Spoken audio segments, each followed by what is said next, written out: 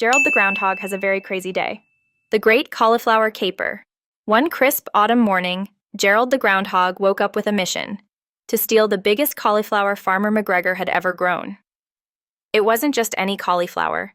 It was the size of a beach ball, so majestic it had its own spotlight in the garden. Gerald had been in it for weeks, plotting his with the precision of a master thief. That night, under the cover of darkness, Gerald tiptoed into the garden. He was dressed in a tiny black hoodie and carrying a miniature crowbar he'd fashioned out of a twig. He approached the cauliflower, which gleamed in the moonlight like a vegetable goddess. But just as Gerald was about to make his move, he heard a rust. Out of nowhere emerged Beatrice the bunny, wearing a bandit and holding a carrot like it was a dagger. "Back off, Gerald," Beatrice hissed. "That cauliflower is mine." Gerald clutched his chest, feigning offense. "Yours, please. I've been planning this heist for weeks.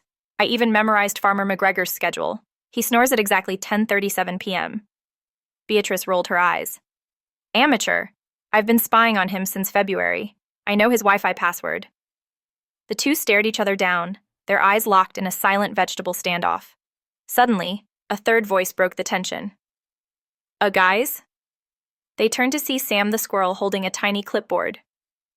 "If you're arguing over the cauliflower, you might want to know it's not actually a vegetable. It's a balloon." G and Beatrice froze. "What?" they said in unison. Sam nodded solemnly. "Farmer McGregor grandkids were here last weekend. They were playing some kind of prank. That's just a giant painted to look like a cauliflower." Gerald poked the cauliflower with his crowbar. It let out a high-pitched squeak and floated away. Beatrice sighed, tossing her carrot aside. "Well, this is embarrassing." Just then, Farmer McGregor's porch light flicked on, and the trio scattered. As Gerald sprinted back to his burrow, he couldn't help but laugh. All that planning, all that drama, for a balloon. From that on, Gerald stuck to stealing regular-sized vegetables. But every now and then, he'd glance at the garden and chuckle, remembering the Great Cauliflower Caper.